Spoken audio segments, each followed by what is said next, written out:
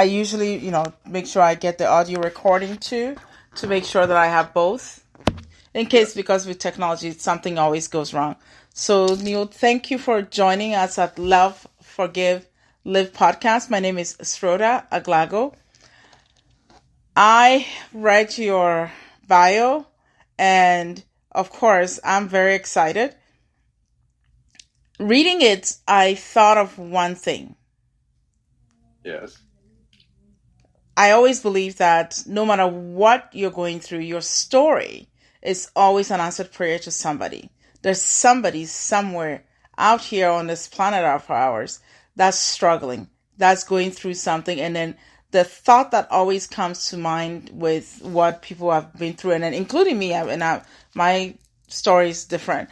But I remember when I was going through all my mess, I always kept thinking, surely nobody's going through this. I am the only person feeling this way. The entire world is not going through this. Yeah, I can relate to that for sure. And yeah, I mean, we all have our own journey, right? And yes.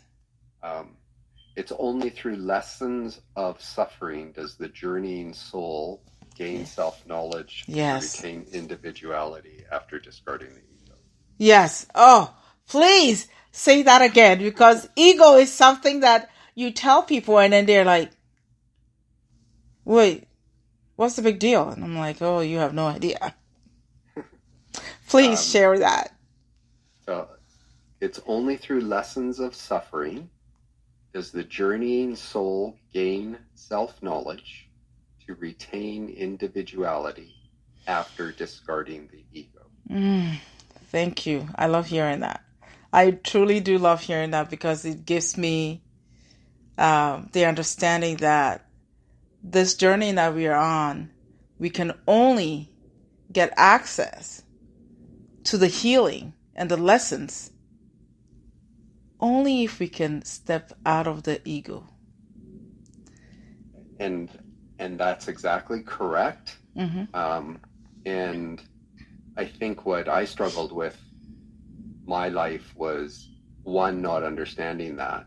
Mm-hmm. And then two, even if I came to understand it, and I didn't until I had a process that took me to a point where I not only understood that we live in this state of duality, yes, bound down by the ego, mm-hmm. and our true spiritual self, our true soul. Yes. It's only when you can step into the truth mm-hmm. that you can actually understand this duality. Mm-hmm. And that, my book is about many things, but that is one of the things that's in my book. Yes. Higher road, a higher road. A higher road. A higher road. And of course, reading a bit about your story, I recognize you didn't just arrive at a higher road. You had to be somewhere in order to seek a higher road. So please go ahead and share it with our audience. So let me ask this question though. First, how much time do you want to spend today? Because that will shape. Usually I spend 45 minutes to an hour, but okay. I'm very flexible because to me, I believe in flow. When mm-hmm. the conversation is moving and is flowing, why put limitations on it? Because I always allow pure, organic form of communicating, because usually to me, what happens is I recognize that something greater usually takes control and allow the truth and what message needs to be transpired to our audience. So that's why I don't put limits. I put 45 minutes to an hour. However, it's open. Okay, perfect. Mm-hmm. So let me, so your question was, you want to repeat your question? Yes, my question is a higher road. You would have to been somewhere that isn't a higher road in order for you to seek a higher road. Yeah, so that's a bit of a story to get there. Mm-hmm. So do you want the full thing here? Full Please meal do. deal? We've got Okay. time. This is open. You're the only one here. Okay. So so first off, let me say that the book is titled A Higher Road: Mm-hmm. Cleanse Your Consciousness to Mm-hmm. Transcend the Ego and Ascend Spiritually. Mm-hmm. And what I offer for people is a 7-step process to inner peace, joy, love, abundance, and prosperity. And Mm. and it's by D. Neil Elliott. The D is just initial for my first name to differentiate me as an author and on the internet. Yes. So this is essentially the story of, what got me to that point of finding that higher road. Yes. And then my journey along that higher road that culminated in me wanting to share this with the world. And so, I'm currently 61 years old, born in 1960. Yes. Professional engineer, MBA. So that's the mindset, okay? So very analytical. I like things that are tangible, that I can measure, observe, and calculate. Yes. And in order for me to be able to bridge that gap between spirituality and science, I needed a specific process that made sense to me to do that. Of course. And so what we'll talk about today is what got me to that point, but then we'll talk about how I read some other books which started to lay this foundation and gave me a new concept of consciousness, opened me up and stretched my imagination around what consciousness really was. Oh, wow. And then I'll share some excerpts or some truths. I call them truths. Yes. I will share some of those from this blueprint document that fortuitously came to me. I say it found me versus me finding it. Yes. And then I share, I share in my book. I share my personal experience as I went through these 7 steps. So if I talk about the book for just a moment more, my recommended way to read my book is read it from cover to cover, understand the process in its entirety, and then make a decision for yourself whether it's something that rings true for you, lands with you. And if it does, then go back and start with either some of the scientific information or start directly with step 1 and then follow the process. Yes, I like that. If it doesn't make sense to you or doesn't land with you, that's okay. There's no right or wrong. But what I ask you to do is, if you've picked up a hard copy of my book, please just give it to somebody else without any colorful commentary and let them discover for themselves whether or not it rings true with them. I agree. I think that's a good thing, because you don't want someone's interpretation or lack thereof to interfere in the process, and of course interfere with the reader's own perception and understanding and what they take from it. Because most of the time, I always say, there's this quote I wrote the other day, and I said, every time you deliver something to someone, or you say something to someone, you do not have control of what they do with what you impart on them and the interpretation they give it, because they take that information, add their own thing to it, believe it makes sense with how they deliver it back to you, and you're like, no. And then you insist they should receive it the way you want them to, and then it's like a whole new language being formed. So the best thing is, yes, allow them to receive it just as a gift or as information, and they themselves put their own thought and understanding to what you're conveying. And absolutely, and we'll talk a little bit more about that. I will agree with that 100%. So, where did this all begin? Yes. So my book is structured this way. First part of the book is kind of is what you're going to learn about in the book and what culminated in me finding this higher road. So it's this is overall structure of the book. Second part of the book is a memoir, and I wrote it in a very candid way. I'm a very private person, but I felt it very important to be candid so that people could understand how I created every experience and every event that came into my life through my thinking and my feelings. And so I wrote that in a very candid way so that if people decide, yeah, they'd like to do these 7 steps after reading A Higher Road, they can go back and look at their own life and perhaps use my experience as a template for how they can look at it. Yes, yes. So that's the second part of the book. The third part of the book is a chapter on consciousness, what I used to think of consciousness, what I now understand consciousness is, and then some of these books that were key for me in laying a foundation of that enabled me to springboard into understanding this gap between spirituality and science. And then third part of my book, I share some information around this blueprint document, which I have all gathered together, put in a PDF, and I provide it for people for free once they've read A Higher Road and decided they want to embark on this journey. Good. And I share some excerpts from that. And then in the last part of my book, as I said earlier, it's my personal experience as I followed these 7 steps. So that memoir perspective of my book, or memoir portion of my book, explains exactly how, the environment I grew up in and how I shaped my consciousness to think and believe certain things about my life and about myself. And how I repeated that and reinforced that. So when we're born as a baby, we come in and we're this, if we've been fortunate enough to be born into a family with means that we fed and we're looked after and loved, we're this little embodiment of joy. Yes. And all we're really doing is we're this sponge until we're about age 5 and we start making these conscious choices as the brain develops. We're really just a sponge, and we're adopting and being exposed to how our parents think and feel, and their friends and our siblings and stuff. So we're taking all this.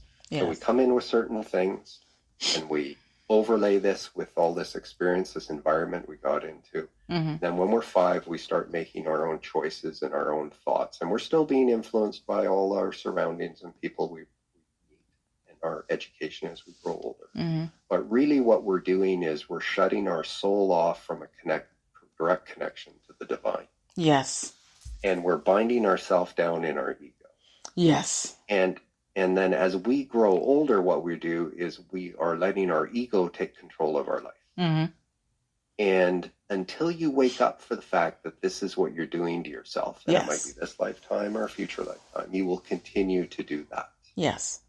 And so I did the same thing, like everybody does. I got educated, and I headed on a career path. And then in the 90s, I thought, I want to change how I think, because I had a fairly, analytical, but, there's part of me that was very judgmental about people and about decisions they made, and, all of those kinds of things. And so I picked up books on positive thinking. I picked up books on spirituality, and, I read Tony Robbins, Carolyn Myss, Napoleon Hill, Wayne Dyer, those kinds of books. Oh, good. And they all had these great processes and great, information that they were sharing. Yes. But understanding those processes and even believing in those processes doesn't mean you're going to change your thinking. Because things that you have programmed in your subconscious, they are like concrete. Yes. They need to, and they're very hard to break up and dissolve. And so even though you can force yourself through willpower to observe a situation and go, I'm currently thinking this person's a jerk, or that's a stupid decision. Externally, you can not adopt that. Externally, you can go, oh yeah, I see your point and I agree with you, etc. But really, it's not what you necessarily say to people. It's what you think and feel. Yes. Yes. That's what actually drives your life and brings these events into your life.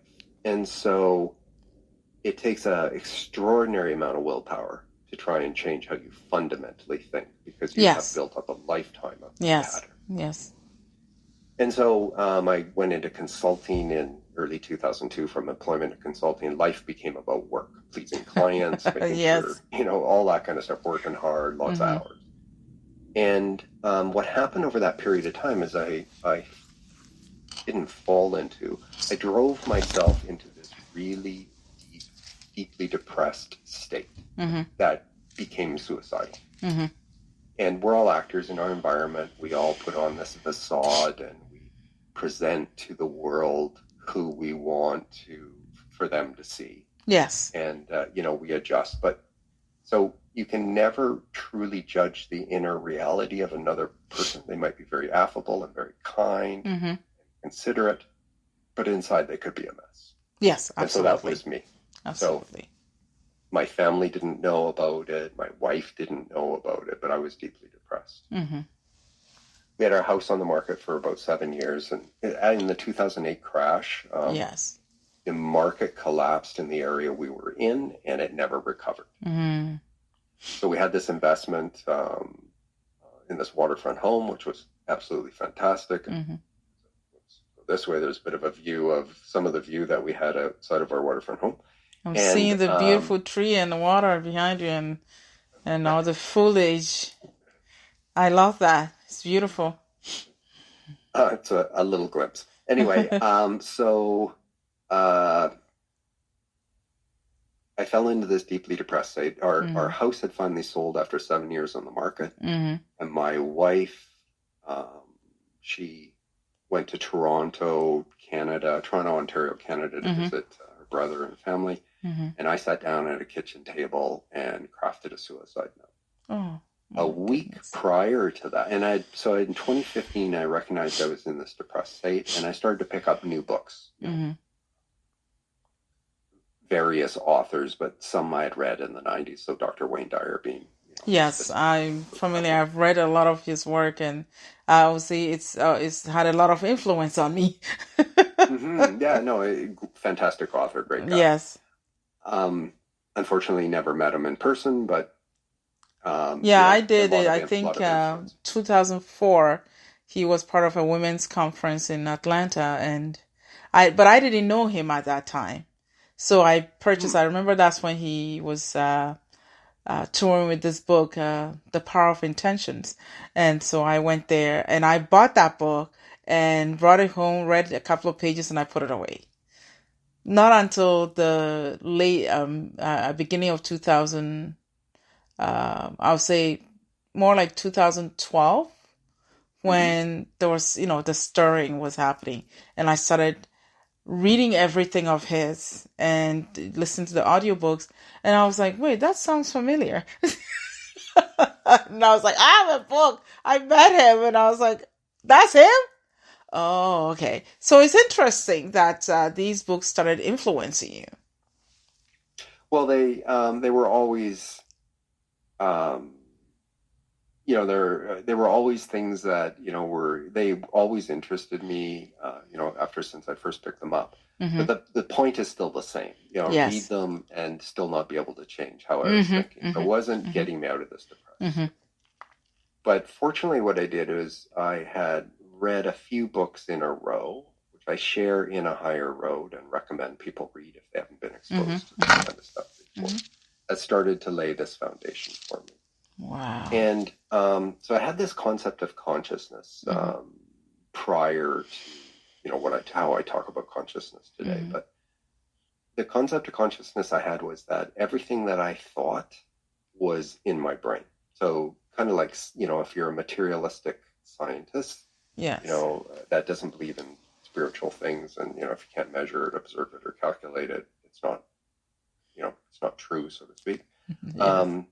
So I thought everything that I thought was something that I'd either been exposed to as a child or through my developmental phases, or even after that as an adult, had learned or been educated in. My concept of consciousness now is that it's not only in our brain, but it's throughout all of us, and it's outside of us. Yes. And things that I believe to be right or wrong, true or false, good or bad, is really just a belief. Yes. And what I see now is I see these thoughts go by in a stream, so to speak. And I pick a thought out of that stream. And we do this in a nanosecond. You pick a thought out, you examine it, you decide whether you like it and you're going to keep it. So you do, and you think about it, or you don't like it, you don't agree with it, you throw it back in the stream. Yes. And so I see this as a stream of thoughts that are outside of me that I'm choosing from or that are coming to me versus just being in my brain. Yes. Then I read a book that really discussed mind and memes and how we're influenced by memes. Yes. Be them through marketing or on the internet or newspapers, whatever, or through conversation. And so each of us individually, whatever you see and believe to be right or wrong, true or false, good or bad, is really just a belief. Yeah. And we've developed those beliefs as we've grown up from babyhood to adulthood. And everything that you see is a reflection of your beliefs. Yes. So what you see, all your externalities, we let all of our externalities drive our life. When your ego's in control, it's all your externalities that are driving your life and your perception of those externalities, which is a reflection of your beliefs. Yes. So I read this book that, didn't discuss it in those terms, but, that's the gist of it. But the important thing out of that book was that it got me to understand that what I believed was, or what I thought was right or wrong, good or bad, true or false, is really just a belief. And so that started this shaking of the bit of the concrete in me, so to speak. Yes. That I now had a new perception of that. Then I read a book that, all based in science, documented that, shared that, what we think, and we know this in science now, what we think, it influences the expression of a cell. The expression of a cell is the work that it does. Yes. And so what we think about can either bring health to that cell or illness to that cell. Yes. And so that was, another laying of this foundation. The next set of books I read was around neuroplasticity. Yes. And these are books that, back in the 1960s, prior to the 1960s, science had always thought the brain was this fixed thing that atrophied over time. Yeah. And in the 1960s, they discovered that you could change your neural pathways through how the brain was thinking, and you could grow new brain cells. Yes. And so I share a couple books in A Higher Road that I read. One of them was particularly easy read, and it was a great read, and it was by a medical professional that was describing. He utilizes 4 or 5 or 6 examples of people that had experienced brain injury, and then how through whatever processes they used, managed to alleviate most, if not all, of the effects from those brain injuries as they grew new cells and changed neural pathways. Yes. So essentially what I'm doing is this foundation's being laid about what you think about is just a belief, and then what you think about affects your biology and it affects your brain. Yes, absolutely. Then I read a book on a near-death experience, about a near-death experience. And it was a woman who had been suffering from an aggressive cancer over a 4-year period, and her weight had dropped down to, somewhere between 75 and 90 pounds. I don't remember the exact number. And she couldn't hold her head up on her own anymore. She was on oxygen 24 hours a day, required constant care. And she fell into a coma. They rushed her to the hospital, and the admitting physicians told her husband and family that she wasn't going to make it through the night. Her body was riddled with cancer from her head down to her waist, and had these open weeping lesions as well. So tumors and these weeping lesions. 24 hours later, the next day, she woke up and declared to her family she was going to be totally fine. And within 2 weeks, they couldn't find a trace of cancer in her body.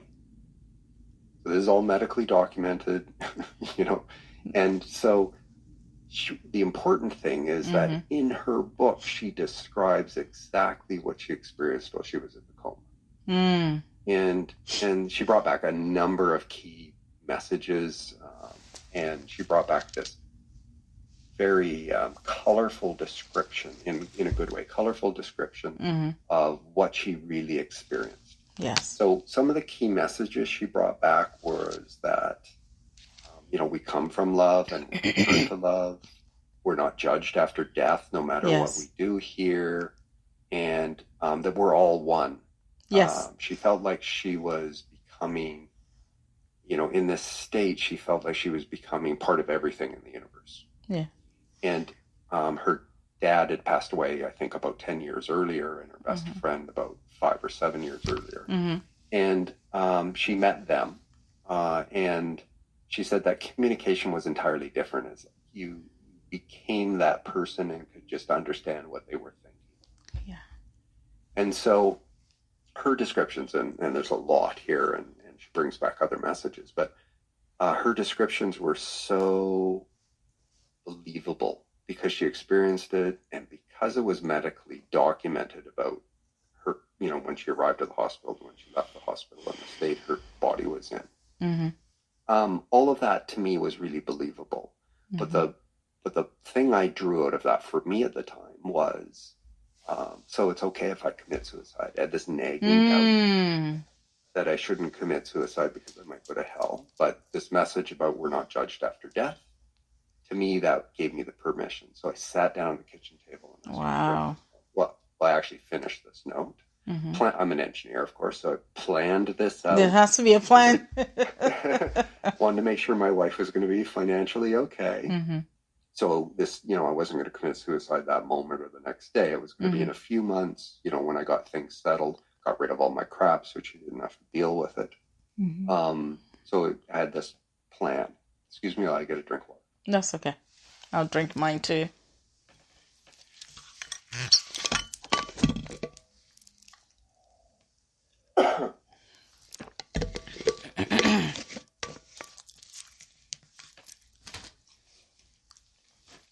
And I could relate to that. Yeah. So, but a week prior, this blueprint document had come to me, or pieces of it anyway. And it promised to liberate my thinking. And I thought, well, if I commit suicide, that's it. But I could take one more chance. I could read this document, see if it did it. If it did something for me, great. And if it didn't, no problem. I could just go on with this. What's the plan?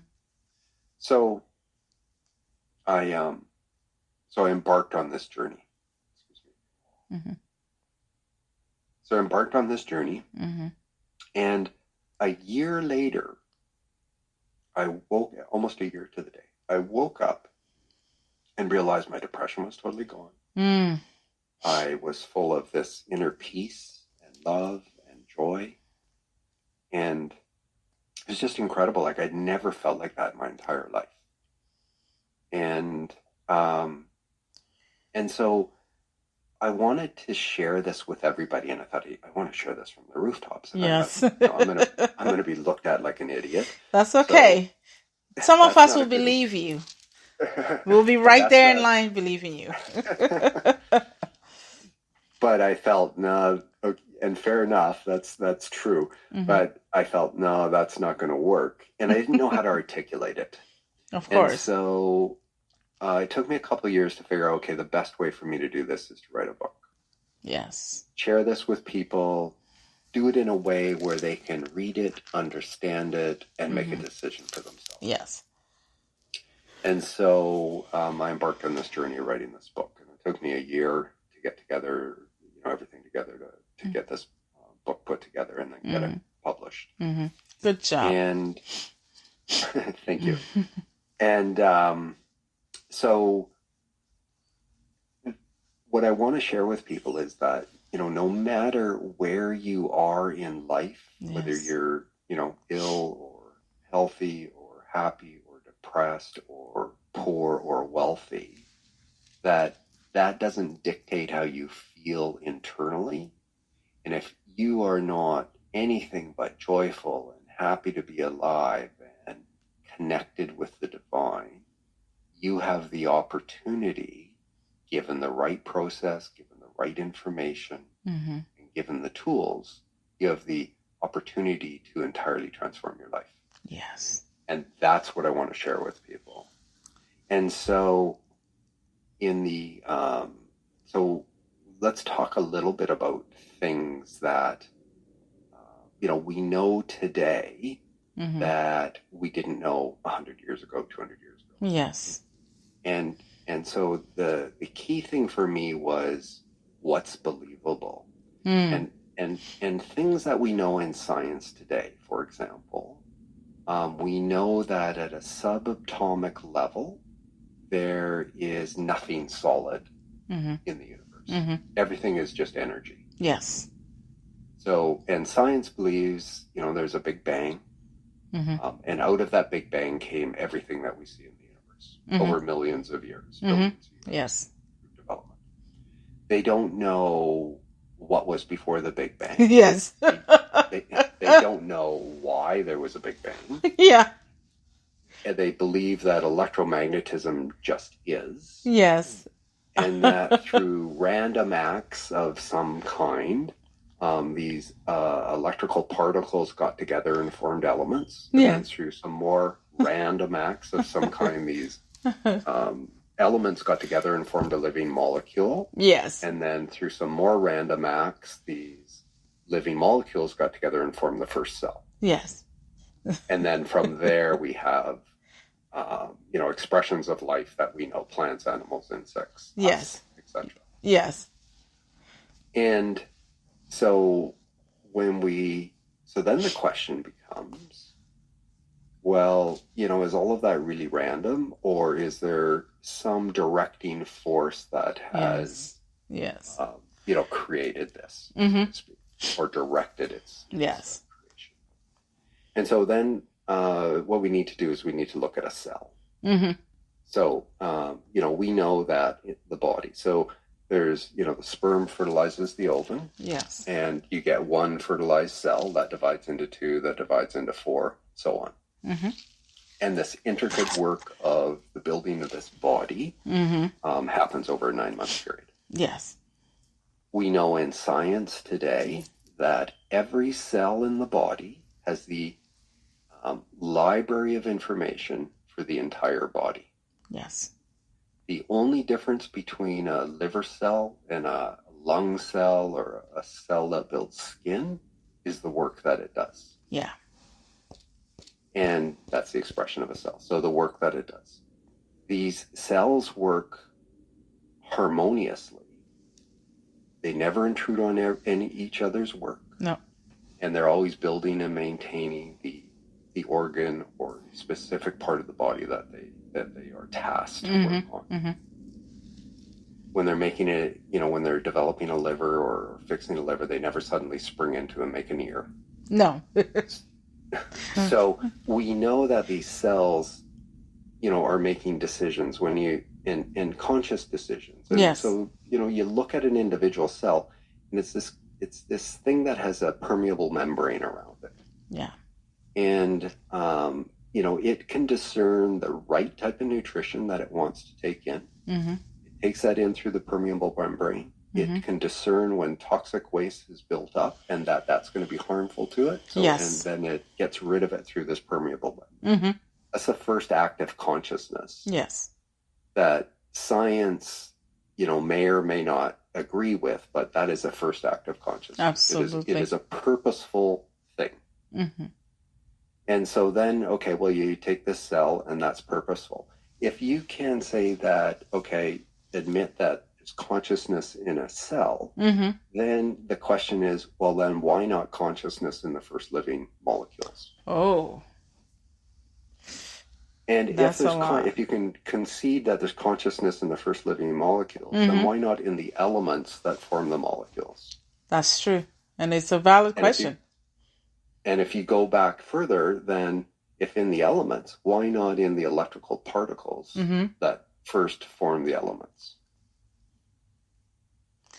Yeah. These are very important.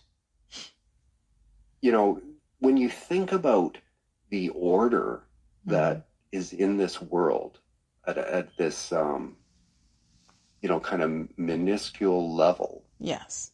That we can't see with the human eye, but we can detect and we can calculate and we can measure. Mm-hmm. It's a very ordered universe. Yes. In terms of what absolutely, we do. Yeah. And that is not a random act. We know random things. You can talk to scientists about random things. Yes. Random or unpredictable. Mm-hmm. These are all predictable things that we know about, that we can measure and observe. So the question is, well, where's this consciousness come from? And so in a higher road, I share with people what was before the Big Bang, the impetus, the reason for the Big Bang, so the impetus for the Big Bang, what happened after the Big Bang, and then how things are created after the Big Bang. Ooh, that's wonderful. My goodness. And so, and this is not from me. I'm merely the messenger. Of course, and it's beautiful. So I'm not. So yeah. So not from me. I'm merely the messenger. Yes. And so I'll give you a couple little things to think about. But we are not matter imbued with consciousness. We are consciousness that has taken on the form of matter through a lower vibrational frequency of electrical particles.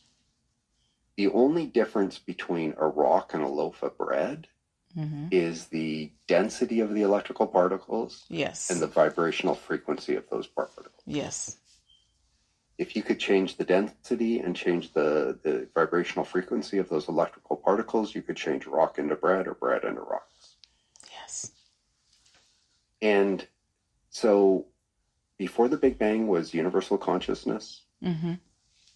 It's in silence and stillness, and it's opposing impulses always locked in an embrace. Yes. And so no matter how science probes space, they will never be able to detect universal consciousness because it is non-observable and non-measurable. Yes. I completely agree with you. And that's the beauty, because I was young. I think I was 13 when I started asking questions. And I recall my grandmother telling me, "You're going to go crazy. There aren't any answers to these questions." And it used to buck the heck out of me. I would be faced with some trauma, and then it comes back again. What am I doing here? Where did I come from? And what is my purpose here? And I would ask, and everybody would just be like, "There aren't any answers to these questions. You're going to go crazy. Stop it." And then I recall even asking my grandmother this question, my grandmother, and I was like, Grandma, well, they said in the beginning, God said this and this. Where was God before that? Where was this pure divine spirit before that? And she's like, What? What is wrong with you, child? Stop asking these questions.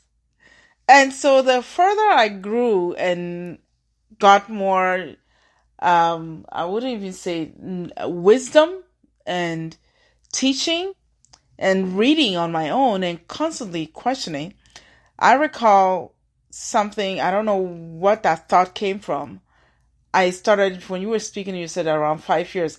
My own theory is, and believe me, it hasn't been proven, but the thought that at one point or the other, probably around age 8, I believed, I don't know how true that is, but I thought and believed that at that time, every human, every being that's born on this earth school of ours made a decision to abandon truth and then begin to forge their own truth, to begin to follow that, to allow it to become acceptable in the society, because societal explanation of what our place here is must fit with what I'm going to formulate. So then I joined in which in a fourth, in a strange thing, I keep saying almost everybody around age 8, they make a decision to abandon that and join what societal explanations were or belief systems were. So when you were saying around 5, we decided to go and literally follow what ego believes is teaching us, and then start saying, that's truth. But truth was already in us. That love was already in us. We were already a part of that.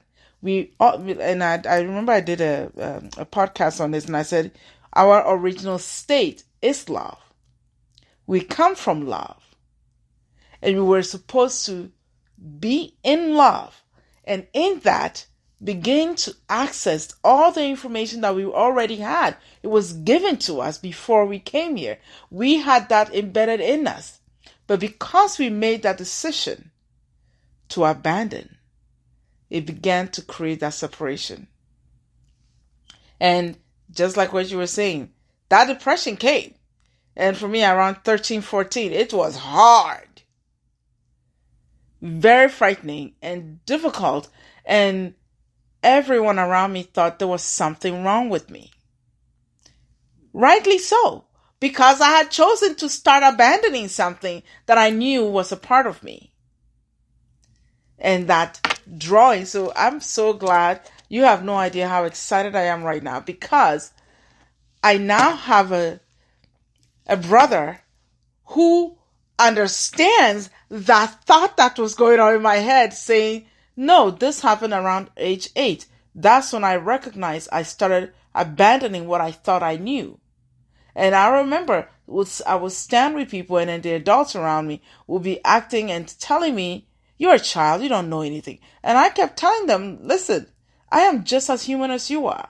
And I am just as important as you are. And what you have to say, I have something to say. And they just shush me away. And of course, joining that separateness. And it's painful. It's painful. The ego is a tool of creation to create individuality. Yes.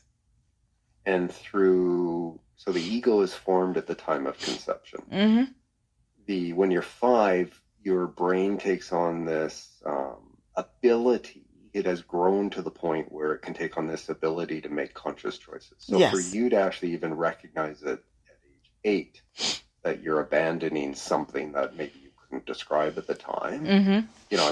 That's I didn't make that conscious choice of that. That's just something that I already was doing. So, and I can't speak it for anybody else. Yeah, of course. But we choose to forget the truth of where we come from, because we are unified in divine consciousness. Yes. Our souls are fragments of divine consciousness. Yes. And they are true, and they are pure, and they are unconditional love. Yes. And we choose to forget where we come from, so that our egos can take control and allow us to learn the lessons we need. And we have to take off our point of reference of one life. Yes. We have to look at, make the assumption that, whether it's 100 lifetimes or 500 lifetimes that you're going to have in various forms, you have to look at this from a soul's perspective and a soul's journey, not from an individual lifetime.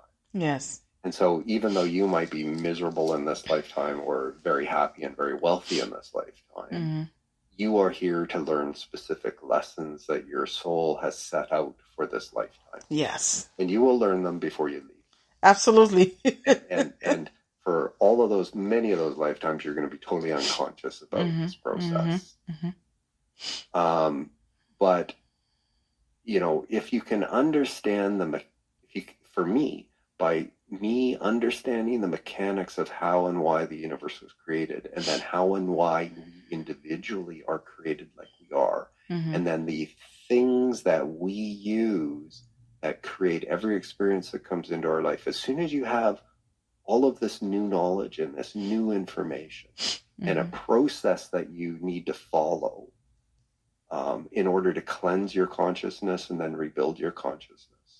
When you have all of this process, you can make a conscious choice for yourself of whether you want to embark on this or not. You don't have to. Yes. Entirely up to you. There's not a right or a wrong. Yes. It's just whether it's you feel it's something that you want to do. So I got myself to this really deeply depressed state and ready to cash it in, because that's the process that I obviously had that needed to get me to the point where I was open to receive this blueprint document information. Yes. Yes. And by being open to that, and then being able to approach that as a little child, full of joy and full of wonder, I should say, because I wasn't full of joy, but full of wonder and curiosity, without prejudgment. That's how you need to approach this document, this information. Yes, I love and that. So a higher road I have constructed to help the reader lay this foundation that opens up their mind to where they may be receptive to this other information that I provide. And if they are, then they can make this choice of, embarking on this process. I love that. I love this. So, electromagnetism is key for what brings in. It's a tool of creation, and through our ego can only use the forces of electromagnetism to draw to us what we like. Yes. We bond with things we like. I like chocolate cake. I like that car. I like that house. I like that person. I like that event. Yes. Or reject things for safety and security that we don't like. I don't like that person. I don't like that kind of food. I don't like that truck. I, don't want to go to that place in the world. I don't like those people with that color of skin. These are all things that the ego drives. Yes. And that's how we create safety and security for ourselves and protection. Yes. And it keeps us protected. The ego has very specific ideas, not to be condemned. Yes. It is a divine tool to create the experiences we need to experience, have the feelings we need to feel or want to feel. Yes. So we come from unconditional love, we return to unconditional love. Yes. And if the ego was not created, we would all just live in this state of unconditional love. Yes. And not even recognize any lesson needing to be learned. And so in order for the divine to experience itself, the ego is created, tools of the universe are created in order for us to experience all these various emotions that we experience and have all these experiences that we experience. So that just makes it richer for our source of being to experience itself. Yes, yes. So when you can actually methodically go through and understand all of these processes, so I describe in my book, for example, how I unknowingly, unwittingly, and ignorantly, because I just didn't know, how I used the tools of creation to manifest a brand new $60,000 Lexus hardtop convertible into my life through a $100 lottery ticket. Didn't know that's what I was doing. Wasn't even trying to do that. I didn't even know that was on the lottery ticket. But I describe exactly what I did for a year, that then this Lexus showed up in my life. Now, later in the book, I describe, after you understand these processes and what I'm talking about, I give the exact reasons of why what I did manifested this Lexus into my life. Wow. And that is all the same processes that we use that creates everything that comes into our life. Things we like, things we don't like, things we enjoy, things we hate. Things that cause us misery and pain, things that cause us to be happy and joyful. And when you understand these mechanics and how everything works, then you will be able to make a choice of whether you want to embark on this journey or not. Yes. And I can tell you that if you do, you will learn how to meditate. And you won't learn a meditation technique that is going to work and do this for you until later in this material. And there's a reason for it, is because there's a bunch of new knowledge that you need to digest and understand and have concepts about before this meditation will work for you. But the meditation technique is you need to be able to enter into a state of silence and stillness. Yes. And you need to be able to rid yourself of all thoughts. Mm-hmm. And you can do that. And I can say you can do that because I did it. And if I can do it, anybody can do it. Yes. Meditation practice. And what will happen, so what happened to me was, I embarked on this journey, learning this new knowledge that I needed to learn. That's key. Mm-hmm. And I started to meditate, however I knew how to meditate, by following other meditations. Mm-hmm. Then I learned how to meditate, and then I carried on doing it the way I need to do it. Mm-hmm. And at 7 months, what happened was I started to feel a little tingly at the top of my head, and I didn't know what that was. Oh. And then over time, what happened is that little tingly part of the top of my head started to grow bigger and bigger and bigger. Yes. And what was happening was I was creating new brain cells at the top of my brain underneath my skull, impressed with new knowledge. Yes. And as that grew, this opening grew, and right now it's like halfway down my ears. You put a bowl over my head that goes down to here, all the way around my head. That's how big that opening is. Mm-hmm. And what was happening was, as I was creating this opening and building these new brain cells, they operate at a higher frequency that enables you to connect with the divine. Yes. And at some point in that process, you will feel the spiritual energy flow into your head. Yes. Eventually, it will flow into various parts of your body. Yeah. And then eventually, it'll fill your whole body. And when you do this, and when you start to make connection with the divine, you then start to be, there's things that come to me that I did not know, I would have never been able to know. Yes. But I am being directed and I am being educated by the divine. Yes. To wake up and have this spiritual awakening, to be part of this process of changing the consciousness of the world. Yes. That we are in right now. We're in this new dispensation of energy around the world. Yes. And we're either going to destroy and annihilate ourselves, or what's really going to happen is there's going to be a number of people over a period of years that have these spiritual awakenings. We will get together and we will be the light to attract other people to be curious about what we're doing. Yes. And they will want to know more. And over time, what will happen is we will enter into this new era of love and peace throughout the world. Yes. We will understand that every soul is equal to every other soul. And regardless of that person that's across from you, regardless of their religion, their place of origin, their color of skin, how they behave, their soul is equal to your soul. Yes. And that every expression that they make, whether you find it reprehensible or whether you like it and agree with it, is an expression of their ego. It is their process that they need to follow in order to wake up to the fact that this is what they're doing to themselves. Yes.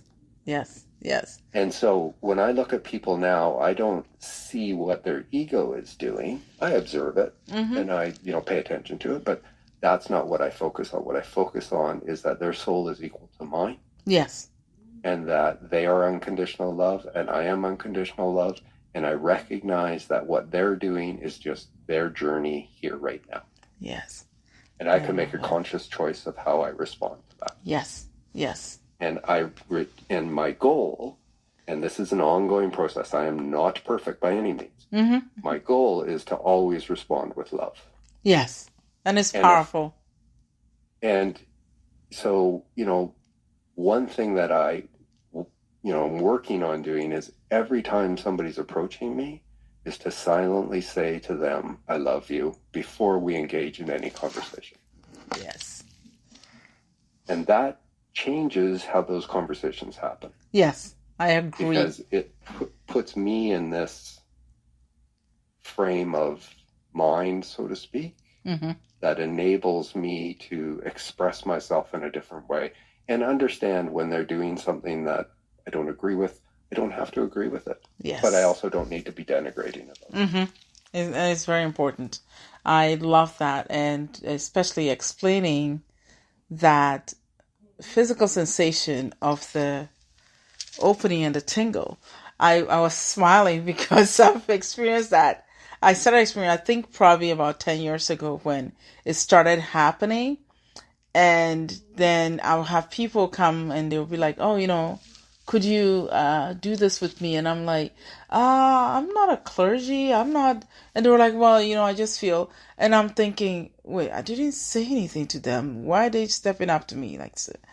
And then I would just touch their hands and they'll be like, did you feel that? And I'm like, feel what?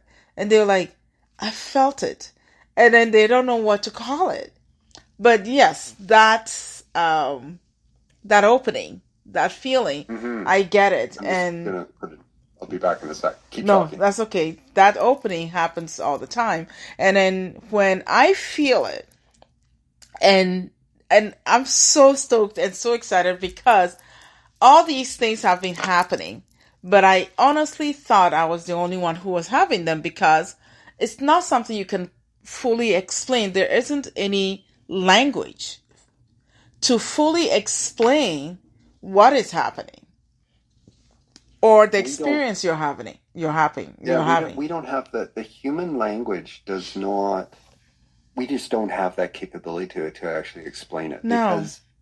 Because one of the reasons is because what we perceive to be whole and real and is based entirely on our own experience in life, our own observation. And because when you get this connection with the divine and you feel this inflow of spiritual energy, and you feel, so I'll describe for you in a moment a meditation that I went through a year after, 2 of them, back kind of a couple of days apart. But you can't, there's no language to describe it. No. And in this book that I read with this near-death experience that I share on A Higher Road, and I recommend everybody read her book, she explains from her perspective what she felt. And she said the same thing. We don't have the language to actually describe because it's a feeling. It's not a thinking. It's a feeling. Yes. And we just don't have that depth of feeling to actually understand what that is. No. So about a year and a few days after, I had these 2 meditations. And I meditate every morning. You can, if you've never meditated before, you can start whenever you want. You can, any time of the day that makes sense to you. You can start with 10 minutes and build. Yeah, for me, it's 20 minutes in the morning and 20 minutes at night. Because, especially following Dr. Wayne Dyer's teaching for quite a bit, it allowed me to avail myself to that practice. And I recognize how it's, for lack of a better word, I feel like, I know there isn't an English language, this is incorrect to say, it grew me, if there's any way that could make any sense. But to me, it grew me spiritually as well as relating to everything around me and everything I go through and going through. Then I literally create a place of becoming fully aware of how ego is operating in every experience that I'm having with the individuals around me in my environment. And once I'm able to perceive what their ego is playing out, the ego is playing, and then recognizing, I was like, oh my goodness, I wonder if they could see what I'm seeing, or if they could hear what I'm hearing, or if they could understand what I am understanding. But then, of course, I'm sure you probably experienced this in the beginning when I became fully aware, I judged a lot. And I was like, I can't believe they're going through this. They can't even see it. But over time, growing in an understanding coming from love and showering everything and everyone with love, it made it clear I cannot judge because that's their journey. And that's their processing to come to the place that I am at. And somebody who is even more evolved than I am could be watching me or hearing me and being like, oh wow, I remember when I used to be like that too. But now I've grown, so you're coming up. It's so cute to watch you do this, but yeah, it's interesting. So yeah, it's powerful. And to struggle with language to explain, a lot of time I go around people and then those who know me be like, oh my gosh, you're too deep. And in my head, I'm thinking, that's not deep at all, but this is truth. It's your truth too, though, until you become aware, but I can't tell them that. So in my head, I'm like, I bless them and I love you. And then I'm like, but I also pray that your journey, you stay in it long enough to recognize how to unravel this ego pattern of thinking and begin to recognize that the oneness was already there and you were never lost from it. You just need to make that switch of recognizing, and it grows. And speaking of the near-death experience, because I had mine last year, and when it happened, everybody was like, you were unresponsive for an hour. And I'm thinking, but I could hear you. And I could hear everything you were saying. And they were like, no, you're unresponsive. And I remember being in ICU and they kept wondering what was happening. And they called a team to figure out what was going on. I hear them and they said, do this, squeeze their hand. And I'm thinking, I'm squeezing as hard as I am. Why do you keep saying that? Do you not see what I'm doing? But then I'm yelling at them in my head, but then they're not responding to what I'm saying. So then it's like I recognized, and I remember seeing or believing that there was a wall between myself in the physical world and this formless world that I was in, but it seemed like it was in a tunnel. And whilst I was in there, I just simply started going, okay, it seems like they're not hearing me because their response to me does not correlate with what I'm experiencing at this moment.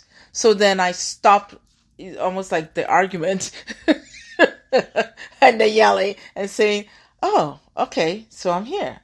There's a wall between us. Because before, when I was transitioning through to that place of formless, I recognized that I was like in a bed and recognized the walls were just melting.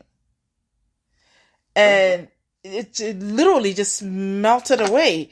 Like, the closest thing I could explain to give people a visual is if you ever watch this cartoon of, I think it's Looney Tunes, with Bugs Bunny and Jessica Rabbit.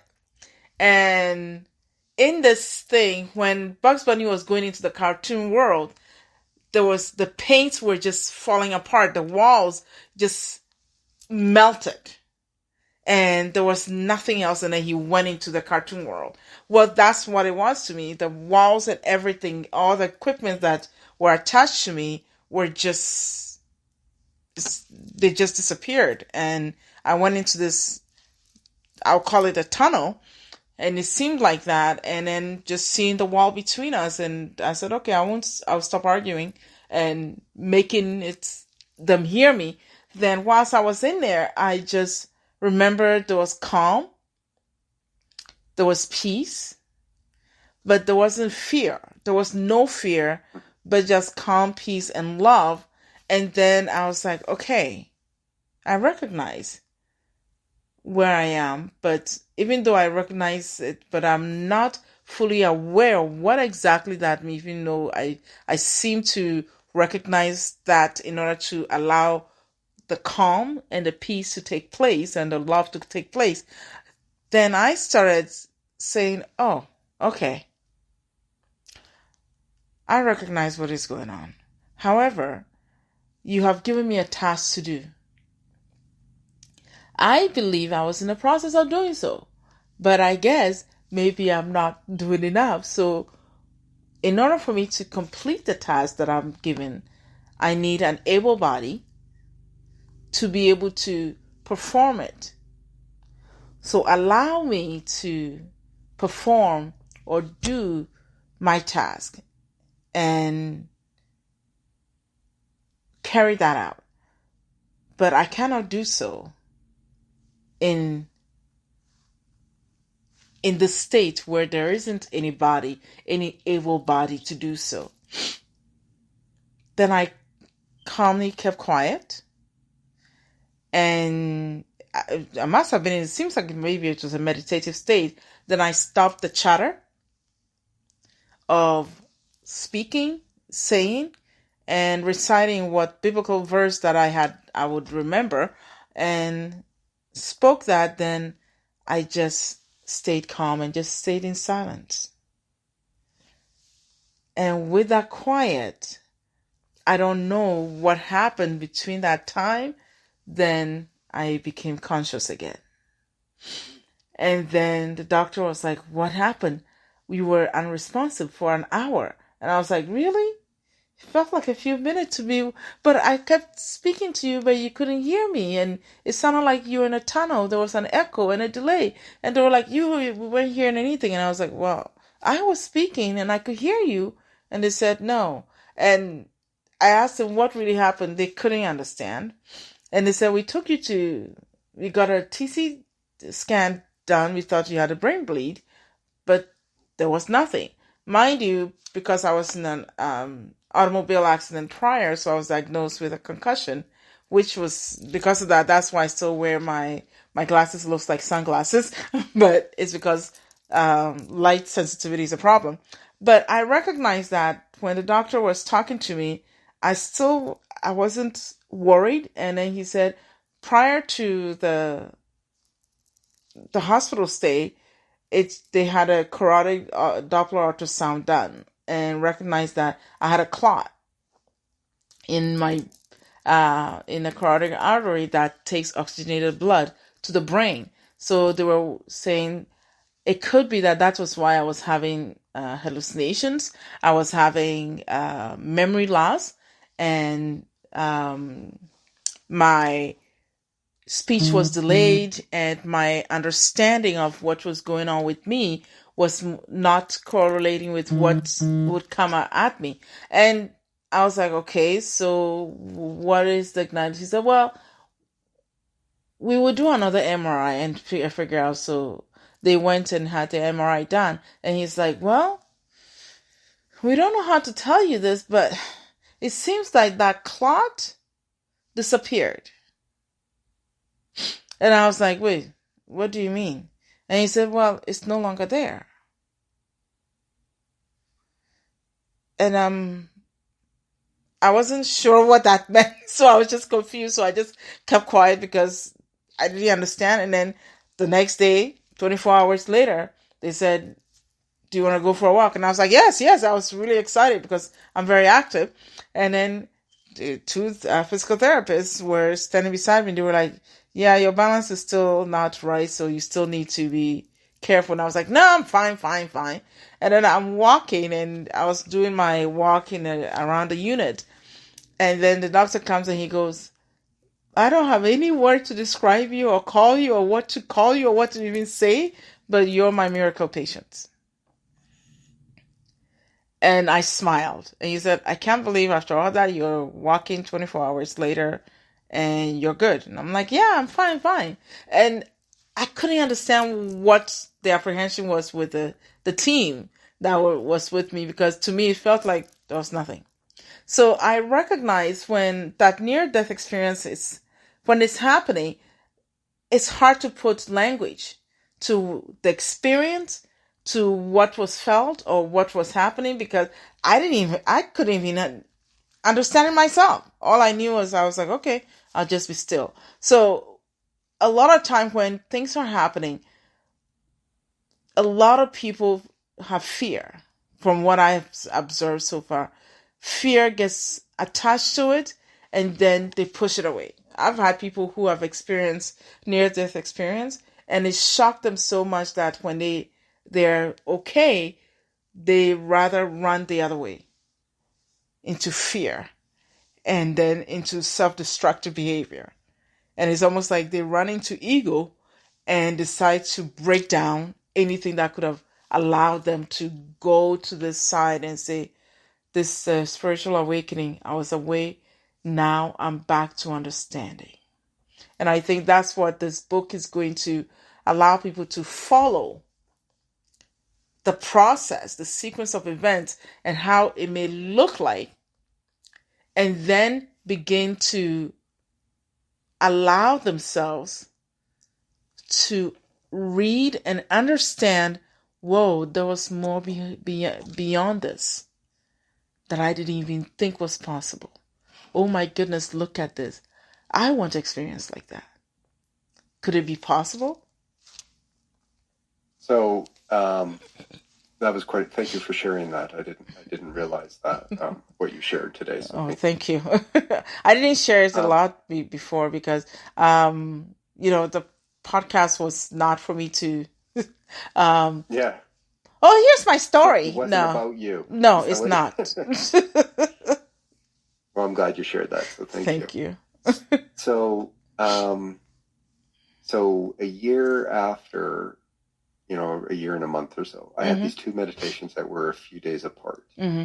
And I went into this meditation, and you go through frequency changes of consciousness. Yes. That to me now is so subtle. I know when it's happening, but when I first started this process, it was like a manual shift car where, you're going from second gear to third gear to fourth gear. And yes. Sometimes those shifts were very easy. Mm-hmm. And sometimes those shifts is like you're in, you're in second gear and the engine's revving high and you want to shift into third, but it won't come out. So then you're shaking and then you go back because you just can't make that shift. Yes. And so anyway, I went into these really high states of vibrational frequency. Mm-hmm. And I went into the state of pure unconditional love. I didn't care what happened to my body. I didn't care what ailments it had. I didn't care how I felt. I didn't care what anybody did to me in the past. Mm-hmm. I didn't care what I did. Mm-hmm. It was just, I just wanted to stay in that state. And it is indescribable because it's just, I was in this state of just pure peace and unconditional love. Mm-hmm. And I felt no matter what I had done in the past, there was nothing to forgive. I'm loved because I exist. Yes. And those are hard to describe. And I've had a number of meditations since then. So now I'm embarking on my 4th year of this process. Mm-hmm. And every day is a new day. And, everything has seasons. There's rhythms in life. Yes. So there's a spring where you blossom and you start to grow, and a summer where the harvest is maturing, and then a fall where, there's a harvest, and then a slow dying away to winter. Your spiritual journey is the same thing. You'll have these periods of slowly dying away, and you might go for a time without feeling this connection. Yes. But the divine, unconscious, universal consciousness radiates unconditional love unstintingly to all creation. Yes.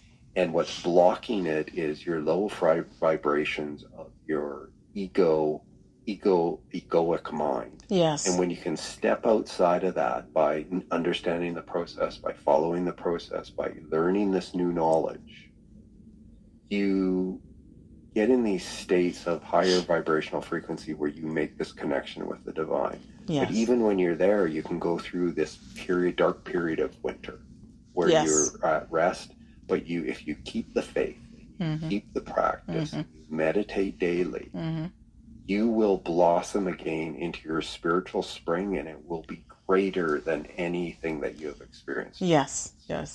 I agree. That's how this awakening happens, and that's how you progress in this. And you are here for a purpose. Yes. And if you want to understand what that purpose is, it might just be for your soul to learn certain lessons this time. Yes. But it might be that you are meant to come into this spiritual awakening to help with this transformation of the world. Yes. And but you are definitely here. We are not here to please God. No. We are here to express God. Yes. We are an expression of His love. Pardon me? We are that expression of His love. Absolutely. And your soul is always yearning to get back to the unconditional love, to the state from which it came. Yes. But as it prompts the ego to get back to that state, your ego can only respond through its egoic responses. Yes. so we experience happiness. We set a goal. I'm going to get that car because I love that car. So you go out, you work hard, you get your money together, you get this car. And you're really excited and you're really happy and you're just over the top joyful. That's a bit of the state that your ego is looking for. Yes. That joy, that love, that joy. And then what happens over time is that new possession becomes dull and boring and mundane. And that whole joy starts to wear off. Yes. So then what you do is you show it off to your friends. Oh, look at this new car I got. You get a little bump because they're kind of jealous of it or envious of it. And so you get this little jump. Oh, yeah, I have this new car. But over time, even that wears off. So then what we do is we set another goal. And so life becomes this endless chase of goals to try and get back this joy. Yes. And we have this joy and this peace and this unconditional love within us. Life is a journey within. Yes. It is not a journey without. Yes, I love that. And if you can, and so my goal is to share with people the process that I went through, that lays a foundation, gives you new knowledge and new understanding of the universe, and then gives you the hands-on tools and steps to go through what I went through, to experience what I experience, or even greater. And my goal is I wish everybody in the world would read my book so they could make their own choice. Yes. Yes. So that's my goal. My goal is to it's share a this good with one. everybody. It's very important, and I think it's brilliant because this lends, for lack of a better word, a roadmap to be able to gauge our experiences and look to what is written, what is given to us as a manual to figure out how to even begin the process. Because a lot of times I hear this from people, I don't even know how to even recognize that. I don't know where to start. And you keep saying this thing about ego. What is that? I don't even know. How do I notice that? How do I even know what that is? How would I know the thought that I'm having is ego thought? That's a lot of work. And people will say this, and I say, it's really not, though. If you take the time to really pay attention and recognize. I'm going to suggest that you had a greater state of awareness at a very young age. Unfortunately, it wasn't easy. and so no, but you had this state of awareness that, kind of you've gone through a lifetime and then a near-death experience which has all built all of this. Majority of people, me included, are living in darkness.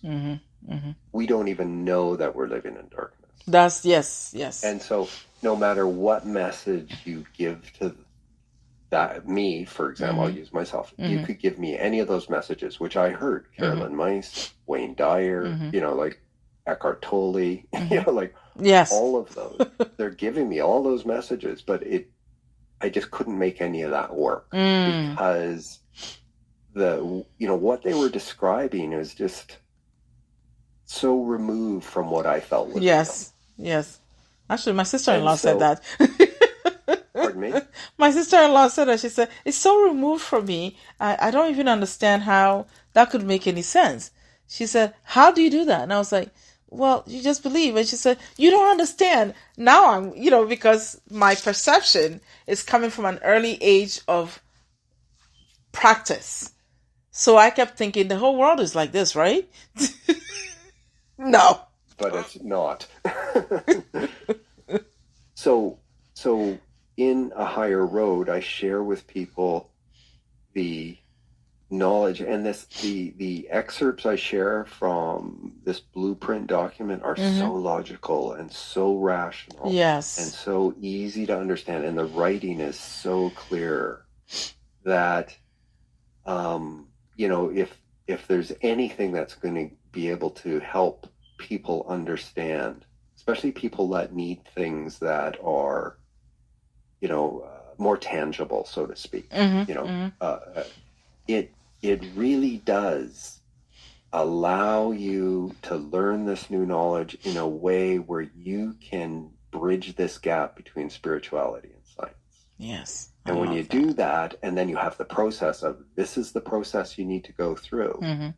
This is the kind of meditation you need to develop and learn how to do. And if you can approach this information with wonder and curiosity and without prejudgment, and then do not doubt. When you doubt, you create consciousness barriers in your mind, which will block future learning and even remove learning that you've already gained. And so you have to keep that in abeyance as you're doing this. And you can do that. You can do it through affirmations. You just don't dwell on it. Yes. And you just keep learning the new stuff. And then your faith will build. And then when you make this connection with the divine, and when you have these experiences, you will know that what you know is true. Yes. And that faith and that belief and that understanding will become unshakable. Yes. And then you can start this spiritual journey where what comes to you is your entire life changes. It's so beautiful and it's so amazing. And this life is not about money and materialistic things. Please say that again. The less things I have, the happier I am. I'm not good. My wife will tell you I'm still a work in progress because I have still a bunch of stuff that I'm haven't gotten rid of. I don't want it, but I just not spending the time getting rid of it. Yes. And and then as you grow in this, what you'll want to do is you want to share this with people. Yes. And then it becomes this whole thing of, how do I even explain this to people? And that's why I wrote this book. That's wonderful. It's brilliant. This book is a vehicle, if you will, for people to share with others a process. Just don't no colorful commentary on the book. Just good book. I read it. It's great. Might help. You might be interested in it. Just give them a copy. I agree because there's no need to interfere in the process and allow the language of the book to hit people where they need, because the way it'll hit somebody will be different from how it'll hit another person. And in light of that, it is important to not have any flowery words interfere and create a smoke screen. And then they're because what people are creatures of expectation, because somebody delivered it like that, they've built up an expectation, they're expecting that person's experience, and then if they don't get it, it interferes in the beauty of how this message to be is needed to be transferred to another, from one person to another, to allow the growth to happen without any hindrance. Because it's the powerful thing is, once the growth takes a little shift, and then when that growth takes on, it takes off.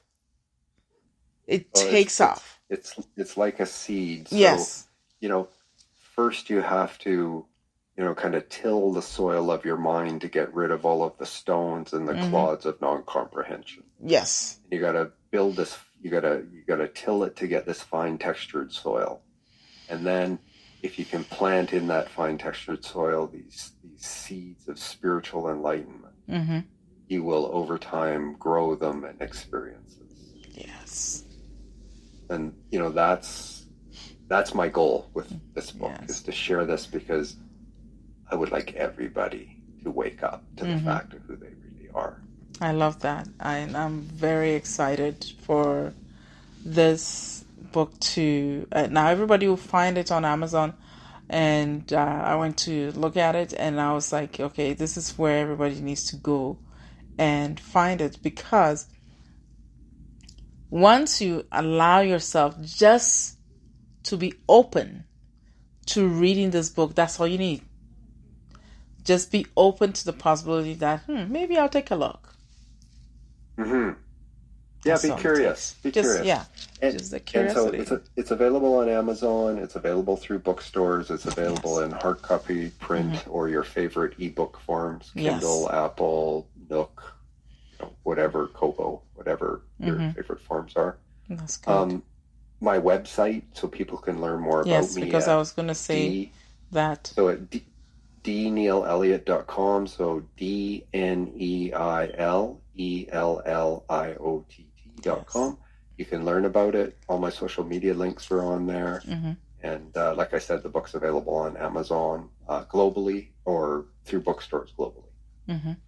And then also, normally I ask everybody, every guest that comes on, this question, because it's very important and dear to me, in a sense that if you had a choice, or if in a perfect world, which we don't really have, but in a world where if you had a chance to speak to your younger self, what advice or wisdom would you pass on to your younger self based on what you know now?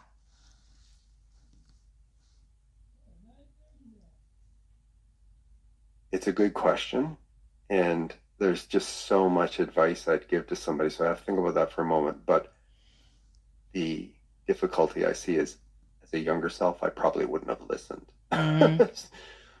But, I would say that life is an inward journey, and you need to find the process to reconnect with your true spiritual origins.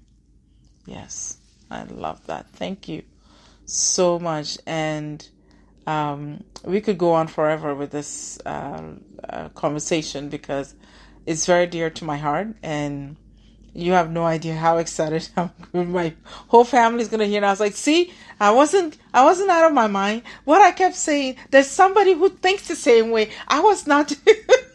They'll be like, okay, fine. You're not the only one on the planet who is thinking this way. And I have a feeling there's a lot more of us around there. The only thing is that we haven't had a chance to talk to one another. It is just this wisdom or knowledge or thought that is around our energy field, and we are going around, and it's amazing that we get to talk about this. I will definitely make sure I get multiple copies of this book and give them to clients, because being a therapist and a life coach, and then some people also come to me for spirituality coaching, and I get these questions. Is there any book that you could just give me? And I was like, well, there are books, but it comes from what you're willing to allow for your heart to contend with. So at least now with this book, it's a concrete object they can pick up and begin to unravel things on their own, without me and without someone over them and say, look at it this way, look at it that way. It's up to their own interpretation. Read the book. Sit down. And I say this in my book, and it's consistent with what you're saying, is that when you embark on this process, I mean, you could speak to me about it, but I recommend to everybody, just keep it to yourself. Don't talk to anybody about it. You don't want to be influenced by other people. No. You don't want their judgments and views of the world to negatively affect what you are learning. Yes. So just keep it to yourself. Keep it quiet. This is this is for you to learn and for you to understand and for you to have this inward journey. Yes. You can't shop it out. You can't phone it in. You can't get anybody else to do it for you. No. You have to do it yourself. Yes. And what you don't want to do, you don't want to doubt, and you don't want other people's perceptions to influence how you're thinking. Yes. So just keep it to yourself. Go through, follow the process. Keep it to yourself, and see where it goes. I love it. My goodness. Thank you so much. And that's exactly what our audience, I urge you, go and look for this book and start doing your own work on it and start your journey and allow yourself to become open for the possibility of what you find about yourself and know and learn, and then begin to connect to truth. And that truth, we can't tell you what it is or how it is. And I can assure you, when I read, I remember I read The Course in Miracles, and it was a good read, but I always tell my cousin, I was like, just be open to the commitment. And she's like, what do you mean? And she said, what do I have? And I was like, just be open to the commitment. And you just have to be open and give yourself either 20 minutes to an hour if you can, and just listen. And then before you buy the book, I told them, and she's like, what? And every time I tell people to go and read it, I tell them, hey, until you read that book, I cannot have any discussion with you. And the same thing I'm going to apply to A Higher Road, because it needs to do its work within you as it's supposed to, without any interference from anybody. And it's the same thing I would say. When I give it to people, I'll be like, when you read it, then we can have a talk. That's it. And they'll be like, well, what? And I'm like, you know what? I'm just feeling I could just give this book to you. Read it when you're ready. You can read the back and read a little bit about it, but read it, because that's the most important thing, because you need no interference from anyone at all. Yeah. Thank you. Absolutely. Thank you so much for coming. And please, I look forward to having you on again and discussing what information you've had from people who have read this book and written back to you, asking questions. And my mind is blown about what may be coming, because I could almost see it coming up, and you'd be like, oh, wow. Okay. I didn't see that coming, but that's the beauty of this book, that is taking so many different perspectives, and they'll be sharing with you. So thank you so much. And I am so glad you're here to continue your work as a teacher, a guide, to facilitate our brothers and sisters, all of us, even those who are awakened. There's still different levels of that awakening. So we are continuing to grow, and as this movement continue to grow of individuals who are finally stepping into their purpose and recognizing that our oneness as brothers and sisters, as being one with divine, and radiating that love and allowing that to illuminate through everything we do. I appreciate you, and I'm so glad you wrote this book, because I think it's powerful. Well, thank you for all the kind words, and namaste. The same to you in my language, in Ewe from Ghana, West Africa, is Fafa now, meaning peace be unto you. So, that's beautiful. That's beautiful. Thank you, and please have an amazing week. And same with you. Thank you. I don't know if you want anything else you want to impart to our audience. You have the floor. Oh, thanks. No, just no matter where you're at, if you want to transform your life, you need the process, and you need the new knowledge. And if you can find that, and it rings true for you, then follow that process with faith. Yes. I couldn't have said it any better. he did it. So thank you. Have an amazing week. And then please contact us. And if you have something to share with us or tell us how the book is going and the kind of journeys it's taking you on, please come back to us. Thank you so much. You have a great day and a fantastic week. Same to you. Bye-bye. Many blessings. Bye. Thank you. Bye-bye.